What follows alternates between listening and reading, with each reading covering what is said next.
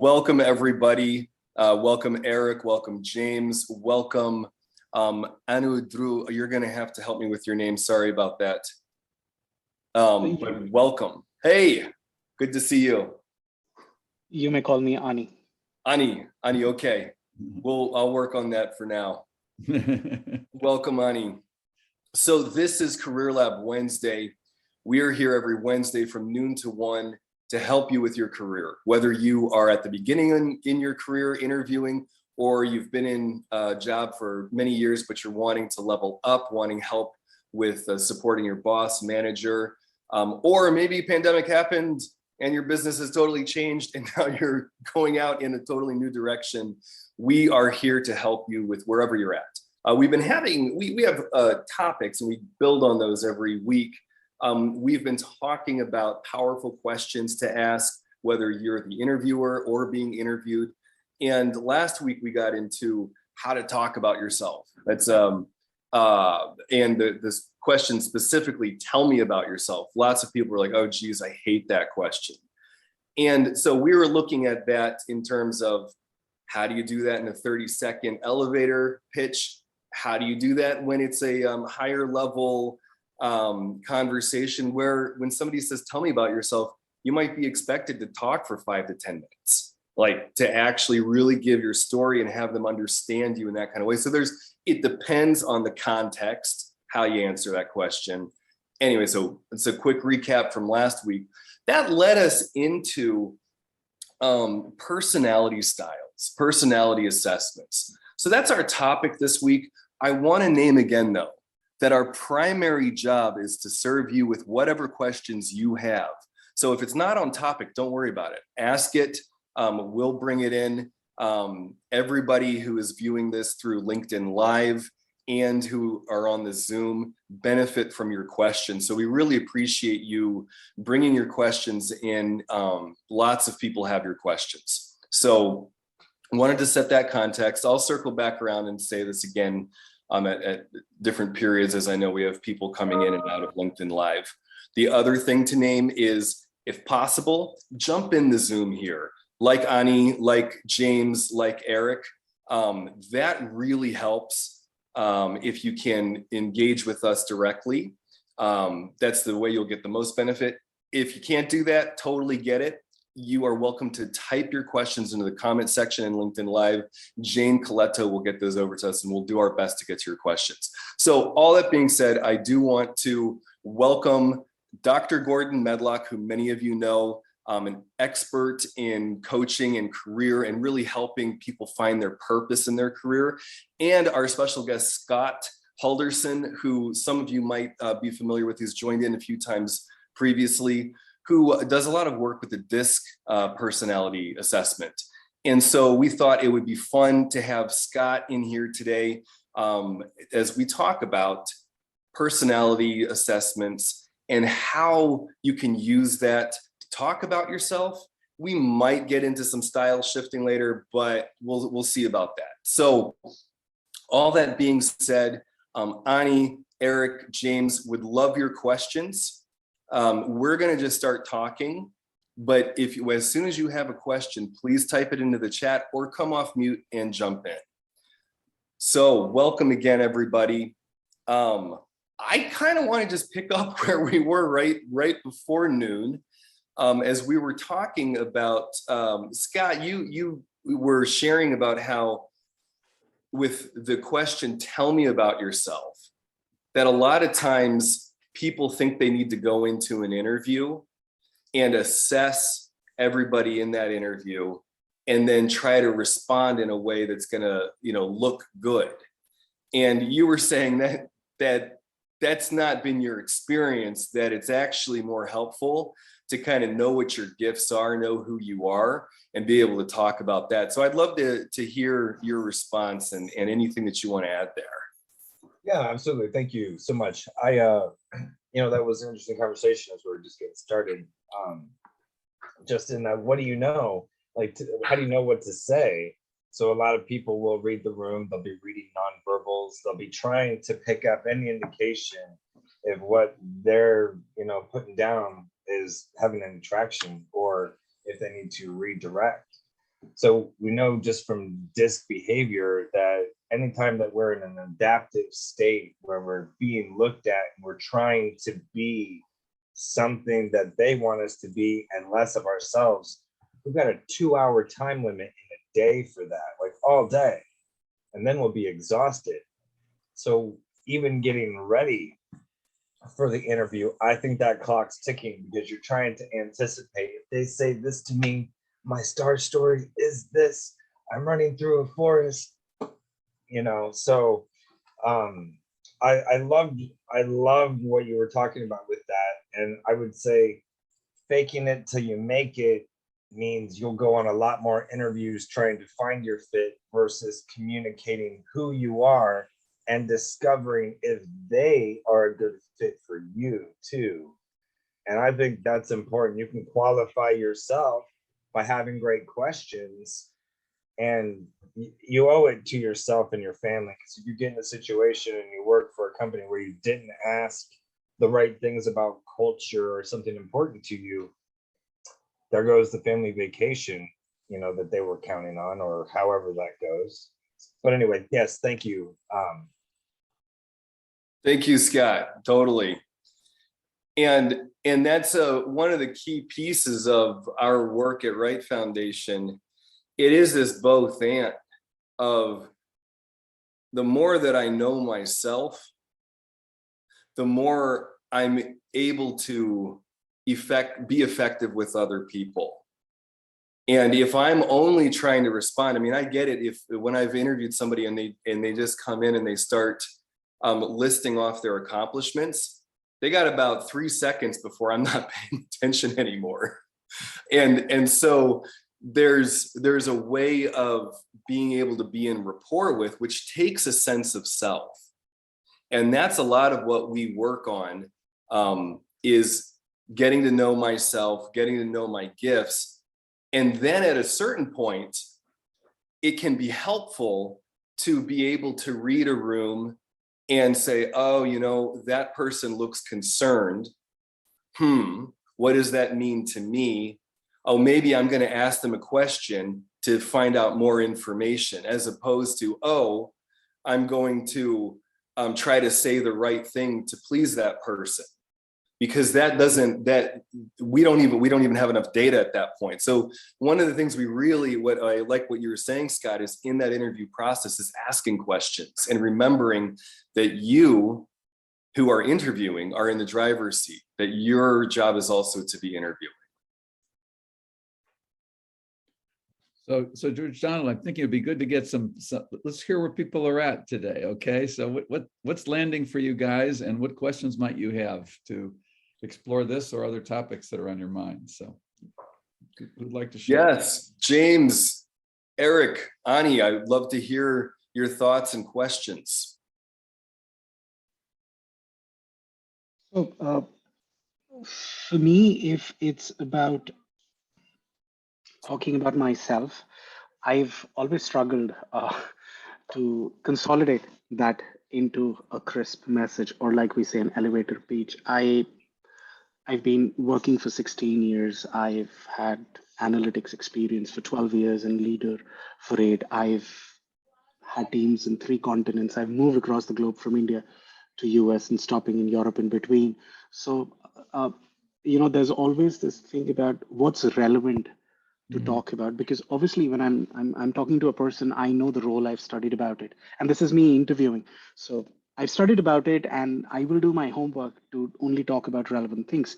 But there are times that you have roles where your experience and acumen matters, but you don't have that relevant experience. You know what I mean? It could be in marketing, and I don't have marketing, but I'm from data and I know how to work with data. I know the frameworks. So I have that acumen to solve a problem, but have I solved marketing specific problems? No. And that's where I struggle on what is the right portfolio of skills I kind of talk about in my elevator speech.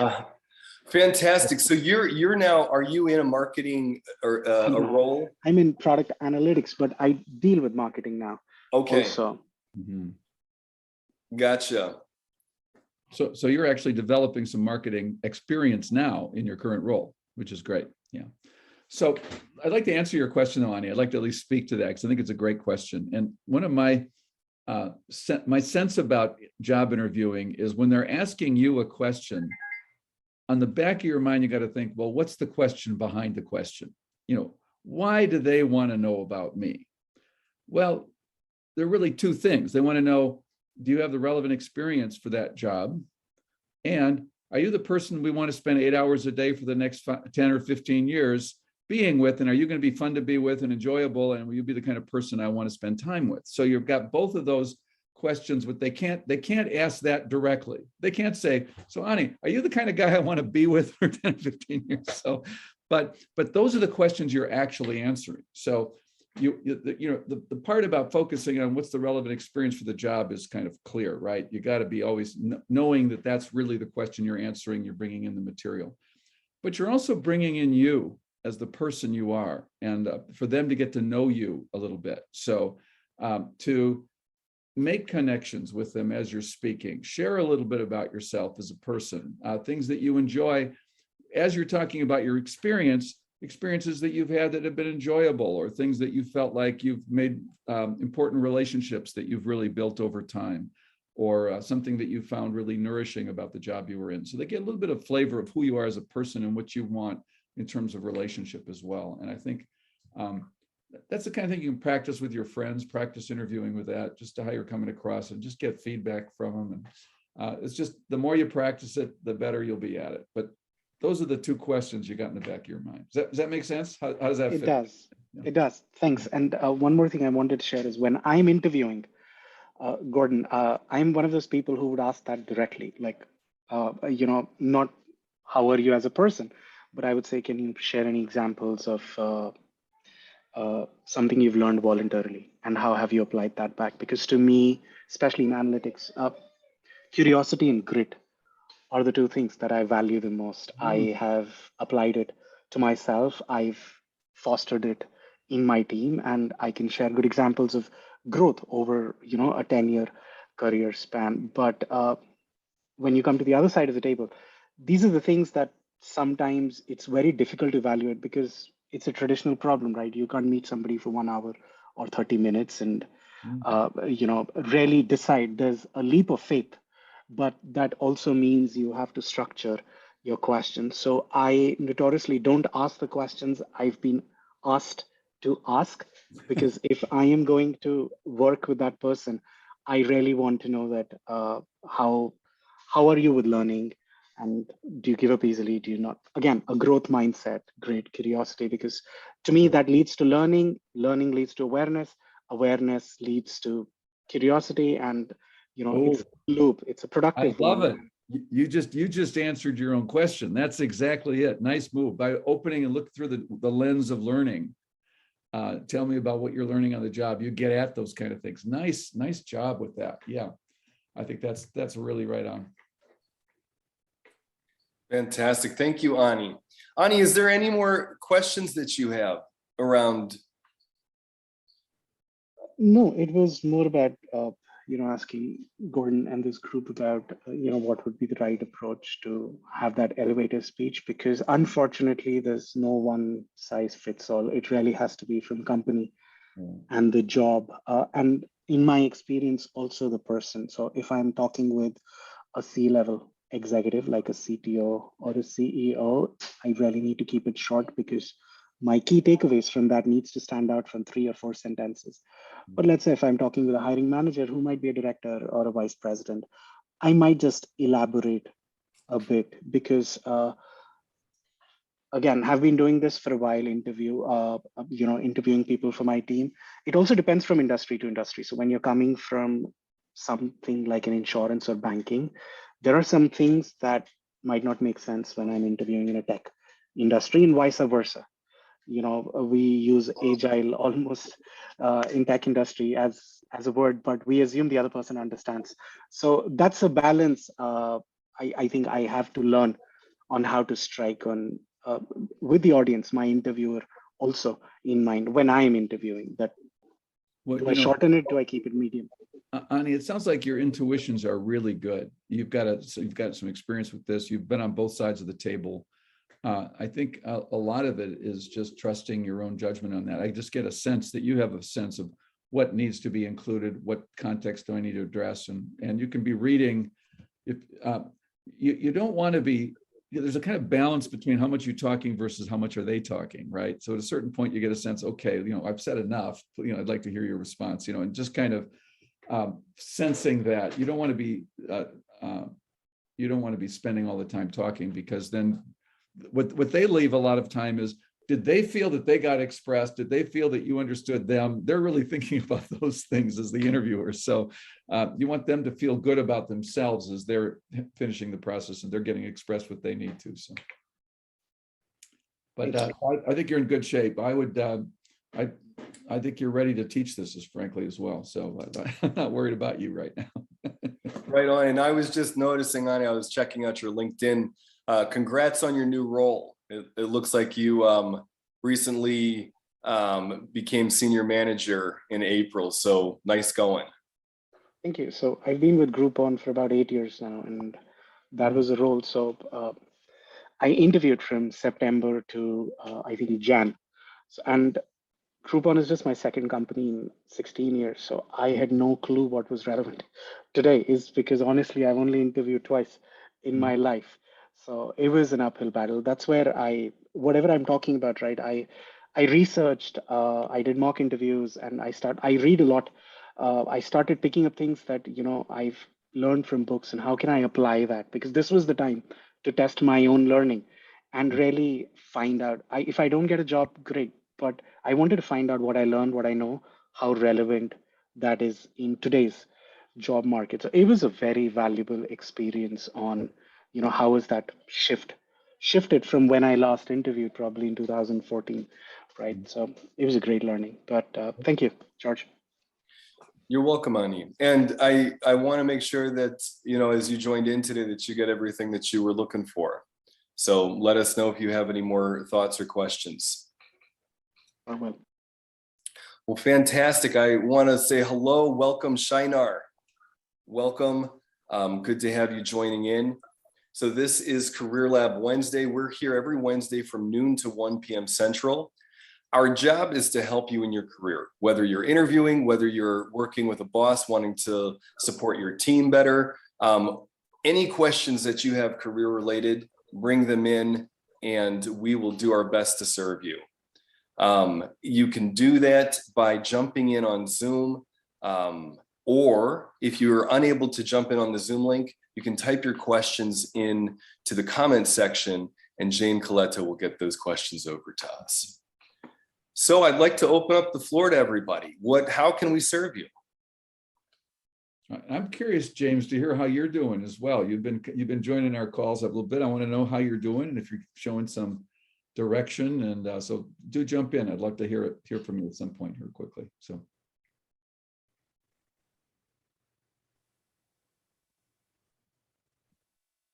Whenever the timing's right for you. I don't mean to say you need to do it right now, but I would very much like to hear. Anyone's free to talk about anything that's on your mind, ways we can help you.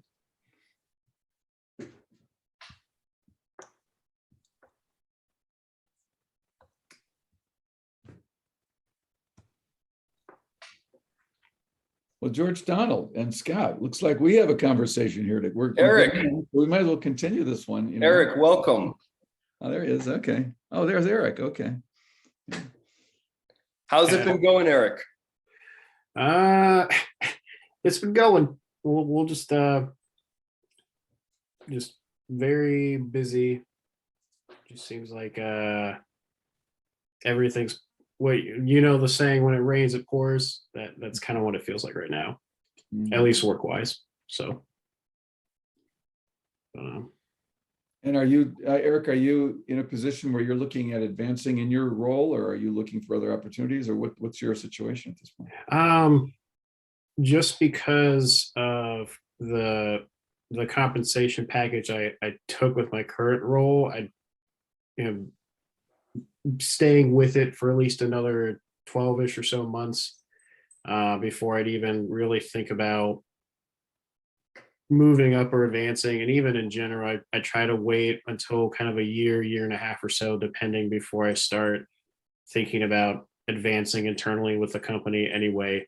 Mhm. So, and our fiscal year is kind of funky in that we go from March 31st, or no, what is it? April 1st to March 31st is our year. So, around, March, April of next year might be a time where I look to see, hey, I want to move up to kind of that next step type role. Is it okay if I explore opportunities that you guys know, et cetera, et cetera. So just kind of continuing to learn the role. And then, like I've talked about before, there's a whole lot of changes, and there's kind of this unique internal kind of buying and selling that makes planning interesting, that I'm still getting used to. But just trying to chug along and keep your head above water. So you're in the initial phase of your kind of entry into a new position, is that right? No. Yeah, well, I mean, I'm coming up, September will be a year that I've been with this role. So I'm at, I think I just passed the 9-month mark. Okay, good. So it looks like they're keeping you busy. Yeah, that is for sure. Well, that's a good thing. That's a good thing. It's when you don't have work coming in, that's when you start worrying. No, yeah, there's plenty of stuff to be done, and Good. yeah, it's been busy. Georgetown, the other thing I'm thinking of as we're talking here is also, we mentioned about the issue of confidentiality, or the sense of a safe space to talk about things online versus sort of more public, and just getting a sense of where people are with that. It's just in terms of the comfort level of, this career is always a sensitive subject, and transitions is a sensitive subject. So I just kind of like to hear about how people feel about whether there would be an appeal to maybe having a portion of our presentations be open like this, and then another portion where it was just for the people who really wanted to share at a deeper level in a more confidential space. That wouldn't be being broadcast on LinkedIn. Yeah. I mean, I would definitely be in favor of that, just because, I mean, I know they're not necessarily going to be watching. Yeah. But you never, it's on the internet, right? Nothing really stays hidden. Well, struck me. Yeah, that as you were talking, I just had the sense that, these are not topics that you necessarily want to have broadcast to everybody. So I think it's a question. We want to make our calls available to a broad range of people. So we want to make sure that we're reaching people, but I think also giving people the option for maybe a half hour open, half hour in a more private, non-recorded or broadcast context might be useful. So it sounds like you're saying that might be helpful. Yeah, no, I would definitely appreciate that, where it's, it's just the group of people on the Zoom call, and you kind of open up a bit, because it's not being broadcast on the internet. And fantastic. Dr. Medlock, thanks for bringing that in. And Jane, let's make sure to put that in the comments section and get that question out this week. We might even do an email just to start collecting feedback on that, and to look at our next steps in terms of running this career group. So thank you, Dr. Medlock, and Eric, thanks for your feedback there. And if other people on this call have some opinions about that or would like to talk about, I'd like to hear your thoughts on that as well. Welcome, Susan, by the way. And Tiffany, welcome. Yeah, hi, Tiffany. Good to have you on. Cool. Beth Reed would be in favor. Awesome. Okay. Yeah. I'm thinking it makes sense, George Donald. I think it's, I think we can, we'll get some feedback, but we might start proceeding with that next time if we get a positive indication that that's what people would like. You can play with that for a bit and see how that works. Cool. So I've got a question for Scott. I'm kind of curious to get to know your world a little bit. So I've done a lot of use of assessments as well. I used to use the 16PF. I don't know if you're familiar with that, but that's a 16 personality factors. It's sort of one of the major ones, but it's almost too much. There's too much data there. So, and we also use the disk to kind of correlate with that. Historically, we've been using that. So, and there's one that's that is able to identify derailers too, the kinds of things you can get yourself in trouble with. I'm right now not recalling the name of it, but it's one that's pretty popular out there. You might know it as well. So, and it'll come to me but in any case, but I have found those to be valuable in the more senior level management positions where people are looking at in fact, it's very typical to get a barrage of psychological tests, because at that level, they're really wanting to know how you are as a person, how are you with people, it's because, and also these are usually higher income sort of positions where there's a lot to lose if the position is not a successful hire. There's a lot on at stake. So I'd just like to get your opinions or thoughts about that process and your experience with some of that. I'd just like to hear a little bit about your work. Oh yeah, absolutely. Thanks for the question. That's great. You're right. The cost of a bad hire is more than $20,000 to fix at pretty much a mid-level and up. Okay, so it only goes up from there. So DISC in itself is dynamic and subject to change. It's important to know what style preferences a person displays, because it lets you know exactly who they're going to be, even when their stamina breaks down, when they're not able to fake it anymore. Who do you have in your office with you? But it's bigger than that. It's bigger than just DISC behavior, because your environment will dictate how you behave. Saturdays, I'm very different at a college football game versus Sundays at church with my family, right? So I'd have to understand a person's why as well. The motivators, there's 7 different dimensions of value. And in that complicated mix of reasons why people want to do that work, there's also some demotivators. You're talking about derailers. Those are things that person doesn't want to do. Don't even talk to me about that. Mm-hmm. But that Scott guy over there, that's his passion. So let him do that. I'll delegate that to him. And I'll do this stuff over here about economic, strategic, direction for the firm. Let him do that. So it's about knowing your role and where your passions play. So we need to know a what, why, and how, usually with a person. And one question is, does the DISC give you all of that information? Does it cover all those different variables? DISC Plus incorporates the DISC behavior profile, behavioral science, and the values index from 1908. They're separate sciences, but they're rolled in together. The link is good for about 54 pages, all about your style preferences and behavior for making decisions, interacting with others, sharing thoughts and opinions, stabilizing your pace of your environment, and then your attitude towards rules, protocols, or standards, or caution, right, in DISC. But we have to know a person's why. I'm still stumped about the tell me about yourself.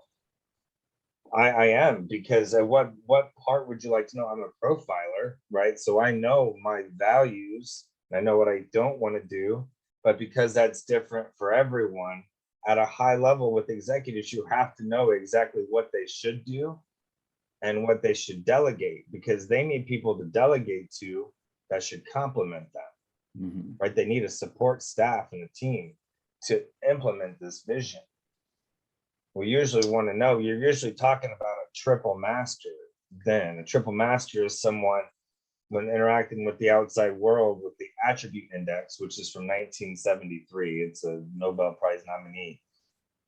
It looks at how you interact with the world through people and empathy, practical thinking, getting things done, or systems judgment and seeing the big picture. So usually those people aren't just a master of one. They flex on all 3. Okay, so they operate at a higher level, and in their own personal lives, it creates other issues. It's not all that it's cracked up to be, but it is about balance. Mhm. And if you don't have a purview into that, like if you don't have a purview into that, you might have suspicions, but then you still have to walk the gauntlet of how do I make this sound confident, but not be arrogant? Mhm. Because one is good, the other is a risk. Mhm. Mhm. So great question. For me, it really is a mix of things. Different people demonstrate so much, and we're different as a people. The pandemic got us all uncomfortable. We've all grown so much from that. Our disc has shifted, and we're all about 20% more extreme now than we were before. So if we were vigilant before, we're hyper vigilant now Mm. because we have to hold it up. Yeah. So we're all acting right now in more of the responses of who we need to be. And everyone that's on this call, they're all empowered. They're all agents of change for themselves. They're all here because they want something better for themselves. They're here for clarity, right? They're here for answers. They're here for a network, and they're here to open doors. And the people that aren't here, they're missing it, So there's a lot that you can get from a person just about if they show up.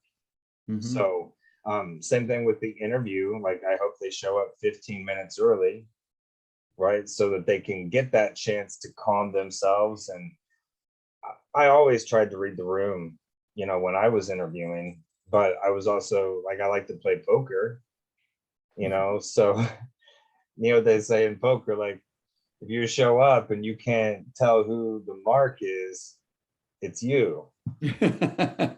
So be 15 minutes early and don't be the mark.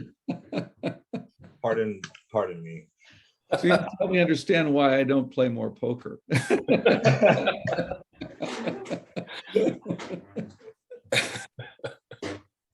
Yeah. That was good.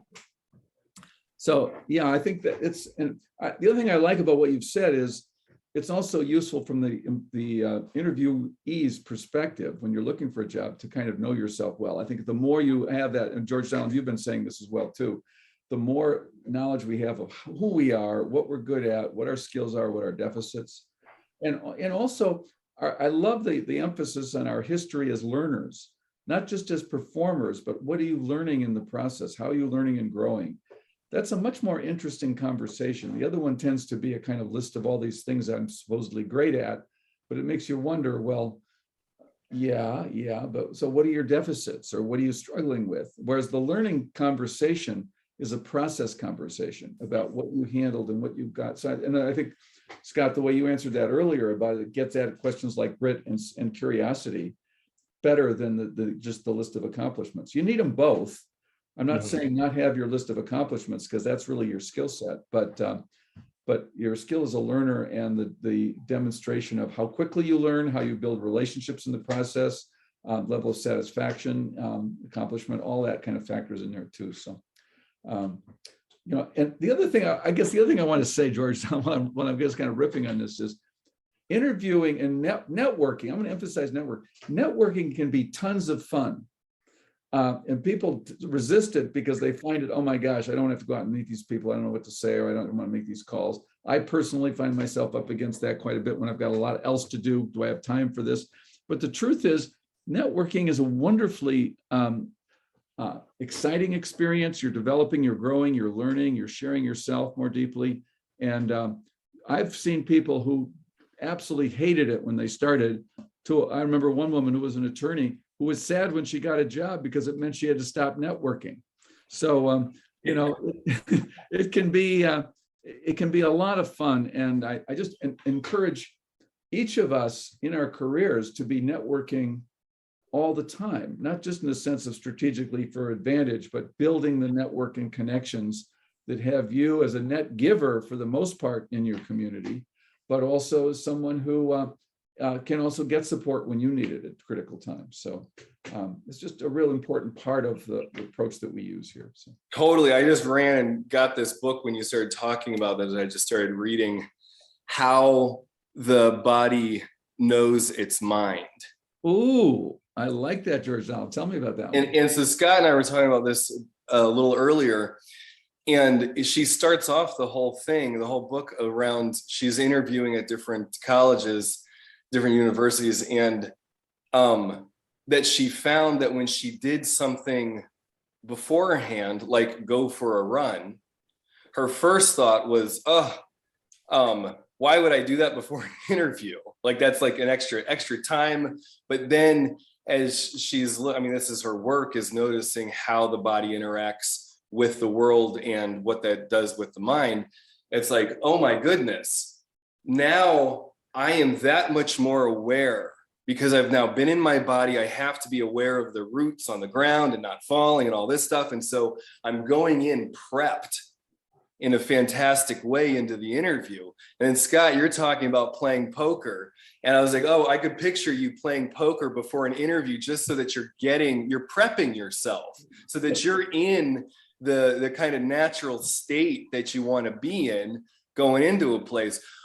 I freaking get up and play basketball at 6 a.m. in the morning 3 times a week. I love those days because I started my day with working with a freaking team. And, and so even when I suck, even when I don't do well in the game, I'm still in better shape than if I didn't do that. And so that's a lot of what she's sharing about. So then I want to tie that to the networking piece, which is abso-freaking-lutely.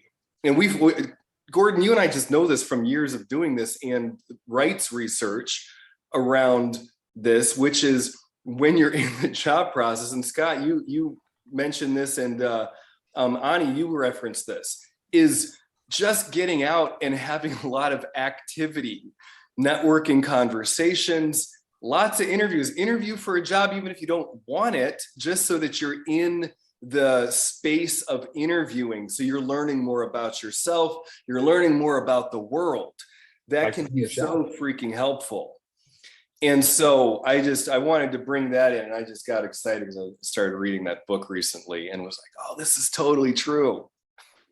I have a question, actually. I have a question for Dr. Medlock.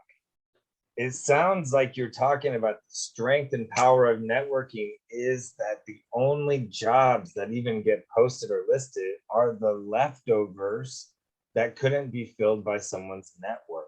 Yeah. Good call. Whoa. Right? Yeah. It's like, this is the unpublished job market. Before it's actually showed up on a job board, somebody knows somebody who's suggested somebody for a position and they say, yeah, we need this guy. So we've been thinking about that position for a long time. Because let's face it, posting a job and looking for a person and going through that process is a burden for the organization. If somebody knows somebody and they've got somebody that's already interested and they've got that and they can bypass all of that and bypass HR, just like this person looks like the right person. Absolutely. So that's well said, Scott, because that's why networking is the best way to do it. And I've been using the book, John Bowles' book, What Colors Your Parachute, for years. And he says, he waits till chapter 5 before he brings it in. But he says, if you've been doing all the job, putting your resumes in and figuring all of that, and you're done with, and you're not getting the traction you want, here's the #1 way to get a job, which is just get out and start meeting people and talking about what you're doing and learning about them and finding out about opportunities and networking. So thanks for that one, Scott. That's a good call. Thank you. Thank you. Beautiful. Well, I want to do a room reset. We've got folks on LinkedIn Live. We've got people here in the Zoom meeting. This is Career Lab Wednesday. We're here every Wednesday from noon to 1 p.m. Central to help you develop in your career, whether you are interviewing, whether you are leveling up in your career, whether you're managing a team, whatever you're working on, we are here to support you. So I would love to open it up. James, Tiffany, is there anything that you're wanting support on? And if you're viewing in through LinkedIn Live and can't come on and ask the questions directly, type your questions into the comment section and Jane Coletta will get those over to us.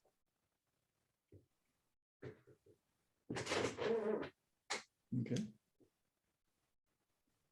James, you were asking about questions at the end of the interview and questions during the interview. You may not be available, but if you are, come off mute and let's talk.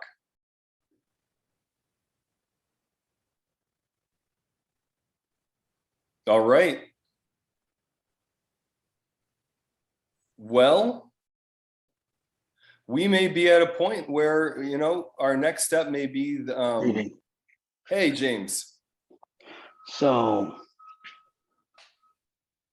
when I'm listening to what you're saying, it sounds like almost like this interview is a conversation. Usually when I ask my questions, they open the floor up. Do you have any questions? That's when I talk. But when I'm listening to you, I'm wondering whether or not it would be better if I integrated questions throughout the interview. Well, what do you think? So I play it by ear. Sometimes it might lend itself to that, and other times it may not. Mhm. No By straightforward. ear? Yeah.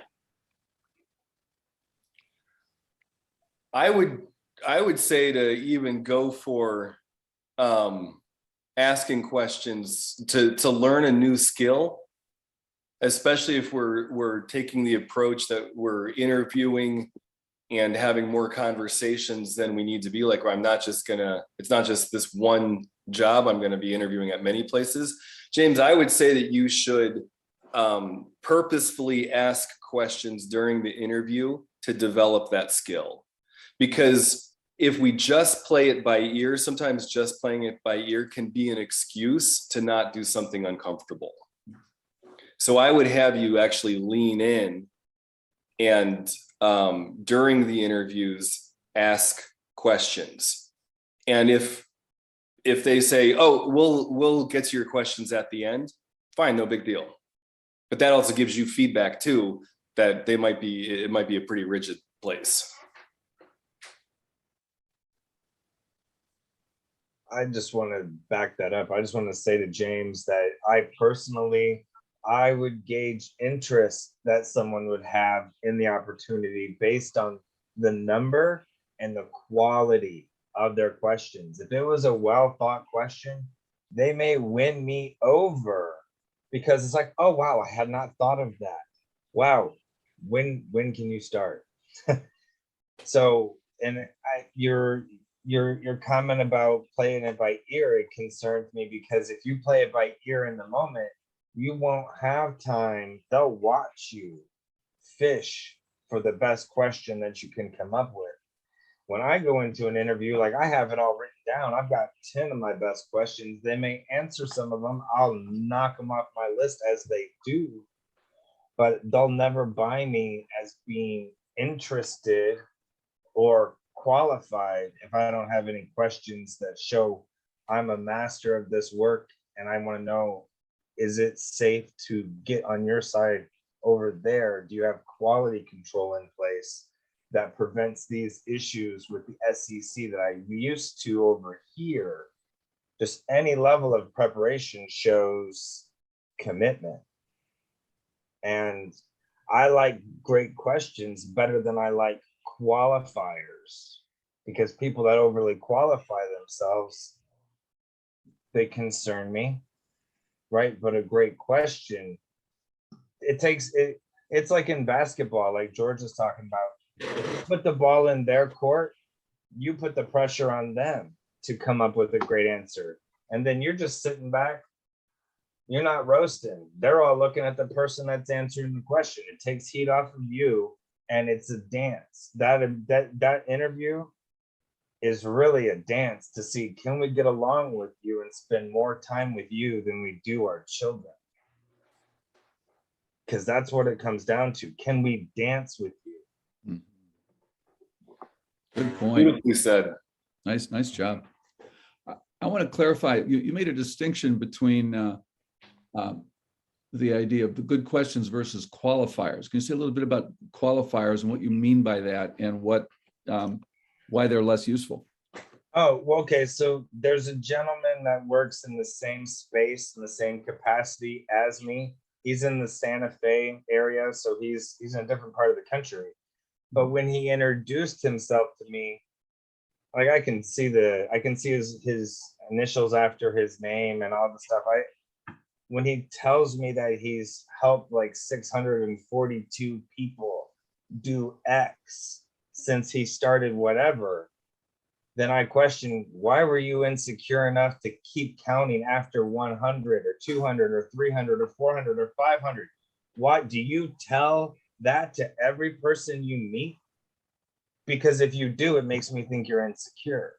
That's different than a great question. Cool. Cool. Sorry. Nice. No, that's no sorry on that one. That's very cool. Yeah.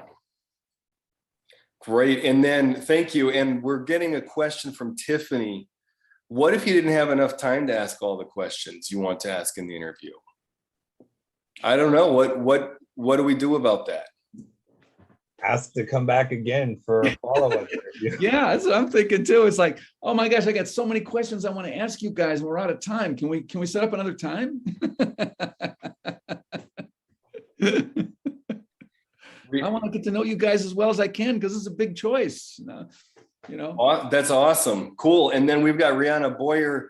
Is it okay to bring a notebook of questions with you to the interview? Is it good also to make notes during the interview?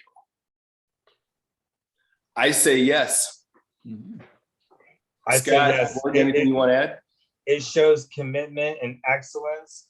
If you're interviewing me and I hear you say something and I'm like, oh, I just knocked off number 7 on my question list. Thank you for answering my question.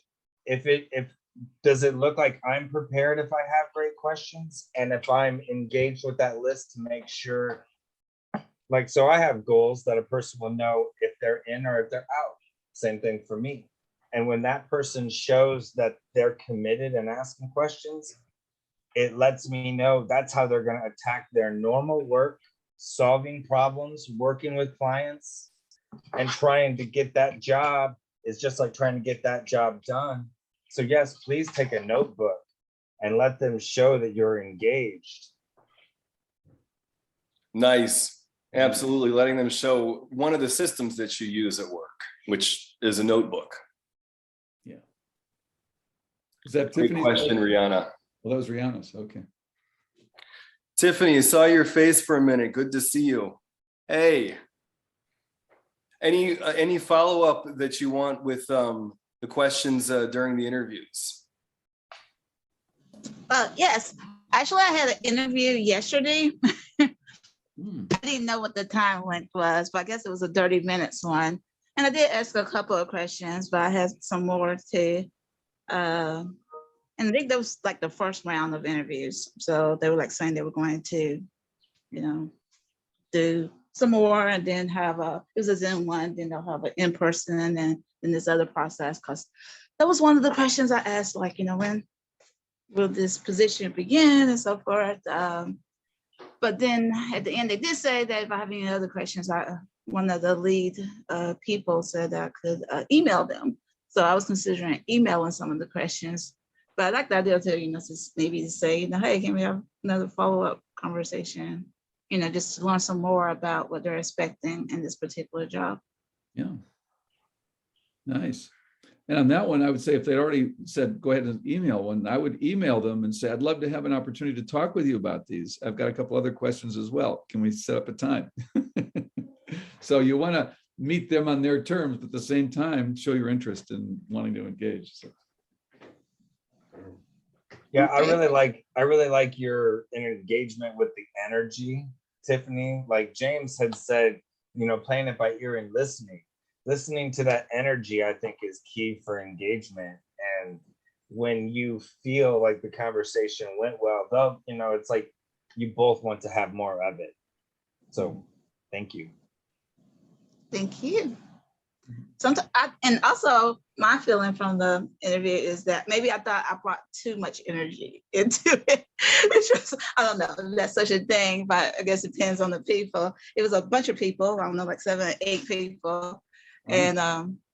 And just, I was wondering too, like, oh, was that too much? Just really getting into it. And I was like, like I did have some deep questions too, about the culture of the place as well, and what can expect as far as bringing in new ideals and so forth. And so I was kind of engaging them too, trying to see how they would respond to certain things. Cool. And, would they be like picking that up? Like, oh yeah, go ahead. But, I noticed some reservation, like, oh, maybe this person is too much. Well, it sounds like you challenged any limiting beliefs you might have about being, quote, too much. It sounds like you put it out there. And which is great. And also, this is where the care profile comes in a lot of times. If you've got a group of analyzers, Thinking the same thing. and in your role, in your job, you probably are there. Analyzer, hey. Yeah, well, so they're going to be just sitting in there getting the data. They're not going to go, oh, wow. You're not going to see that from an analyzer. So if your energizer's out there, Okay, sure. it's like, so just you're probably got some analyzers in there, and it might be, well, so from the data that you're looking at right now, how would you assess the situation? That might be the kind of thing that they would respond to, but not your enthusiasm. So it's important to kind of, whatever. That's actually a big part of why the care profile is so useful, I think, is to kind of realize that people do have different styles and different ways of engaging. And, if you're an extrovert and you're dealing with an introvert, you could misread the situation over and over again, and they're processing and they're working it and they've got a lot of thoughts about it, but they're not quite ready to tell you yet exactly what they're thinking. So you just got like.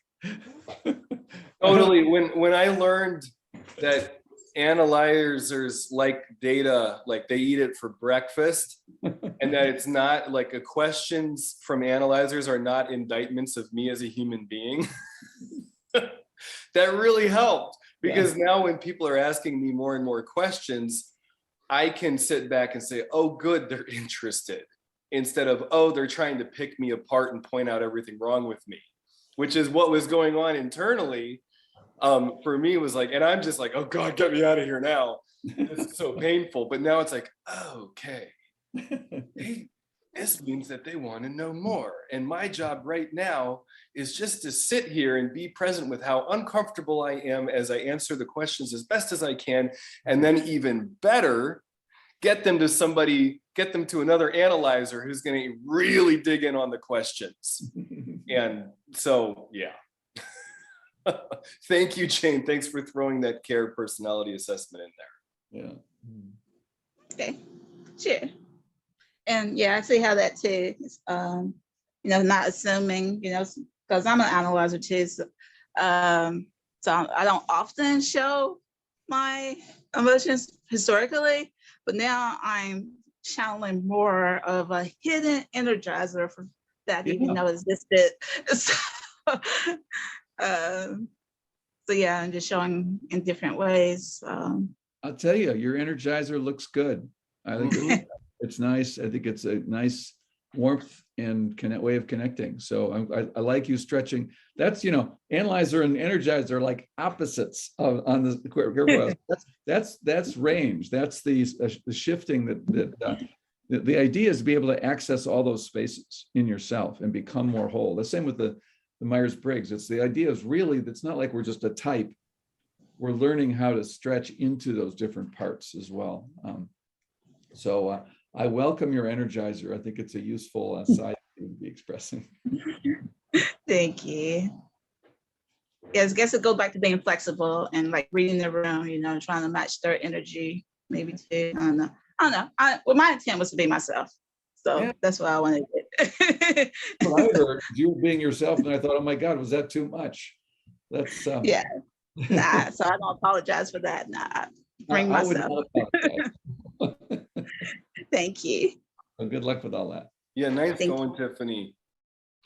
That's exciting to hear. Oh, Tiffany, you also missed the earlier part of our conversation. Oh, we're almost at time, but we were talking about the value of having a part of these conversations being open where we're streaming it and everybody's available, but then another part that would be just private for those who wanted to share maybe more personally about things, and wondered if you would find that helpful for yourself in having that sort of, so in other words, we might do a half hour of open with this live streaming and another half where it was not recorded and not being broadcast. Would that be useful to you, or would you find that helpful? Yes.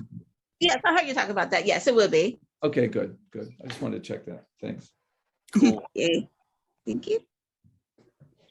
Well, sweet. Well, thank you so much, Tiffany and James and Ani earlier, and everybody who's shared, Rihanna and Susan, Eric, and Beth. Thank you all. This is Career Lab Wednesday.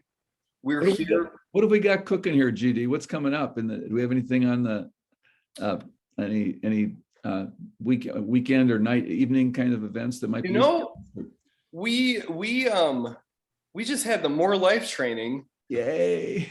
And that was a big deal. We had some folks who have been in Career Lab attend this past weekend, so that was super exciting. Thank you for reminding me, Dr. Medlock. So we always have evening workshops coming up. I have not really looked at that this week. There's one tomorrow night. I forgot the topic and who the person is. Oh, actually, this is one I need. I'm putting it in the chat right now. Oh, there we go. Thank you, Jane. You rock. Which one is it? Be kind to yourself. Oh, wow. Yeah. Yes. And I think I have an idea for how to close out. I want to give the context here of just, this is our time every Wednesday, noon to 1. For everybody who's viewing in, we are looking at having a section that is not streaming live. So that we'll circle back with you about that and how we'll set that up. That may be as simple as clicking LinkedIn, a button on there. Jane will dig into that. And again, we want all your questions, anything career related, bring it in. And the purpose of our career is to help us develop. That's how we hold this. Your career is a pathway for you to become who you can become. Is it exciting to you? Does it challenge you in the ways you want to be challenged? All of that. So we love supporting you in realizing your potential through your career. And now the event that we have coming up here is a fantastic event around self-care. And I am just trying to find this quote from Paulo Coelho that I think, I'm not going to have time to read the whole thing, but I think we'll tee everybody up nicely about being kind to yourself. So it's from the book, The Pilgrimage, and it's called The Good Fight. And basically, he takes us through what he calls the death of our dreams, and how we used to, in battle, actually go into battle physically. I mean, that's a pretty common thing for people. But as time has gone on, we turn it inwards, and the battle is now something we do on the inside. And so I'll pick up here. So when we renounce our dreams and find peace, we go through a short period of tranquility, but the dead dreams begin to rot within us and infect our entire being.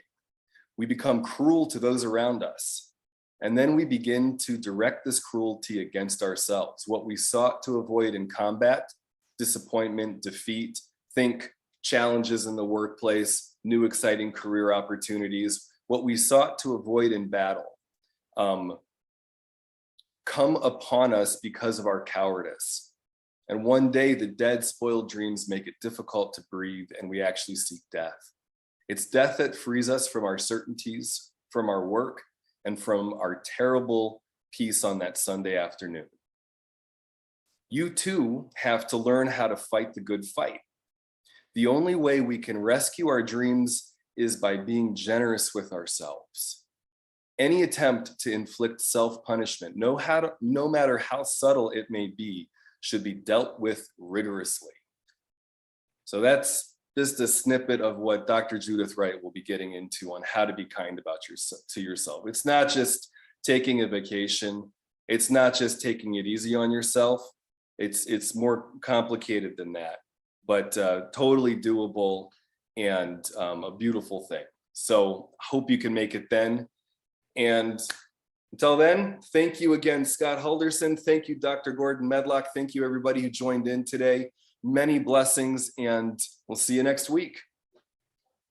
Yes, Tiffany, that's Paulo Coelho from The Good Fight, the book, The Pilgrimage.